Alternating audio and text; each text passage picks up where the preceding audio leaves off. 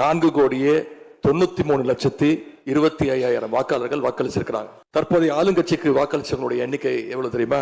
1,72,26,000 தான். மீதம் இருக்கக்கூடிய சுமார் 3,21,00,000 பேரும் நம்பிக்கை கோருகின்ற இந்த கட்சிக்கு, உங்க கட்சிக்கு எதிராக வாக்களிச்சிருக்கிறாங்க என்பதை நீங்க புரிஞ்சுக்கணும். அதாவது கிட்டத்தட்ட 65% மக்களால நிராகரிக்கப்பட்ட ஒரு ஆட்சி மேல எங்களுக்கு மட்டும் இல்ல, உங்களுக்கு வாக்களிச்ச மக்களுக்கே கொஞ்சம் கொஞ்சமா நம்பிக்கை குறைஞ்சிட்டு வருது.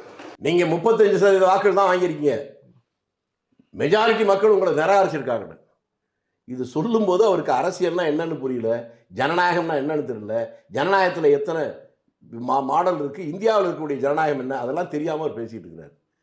24 கட்சி கூட்டணியில் வாங்கின ஓட்டை வாங்கின விட அவர் கூட வாங்கியிருக்காருல்ல, அதை ஏற்றுக்கிற எண்ணம் இல்லைன்னா என்ன அர்த்தம்?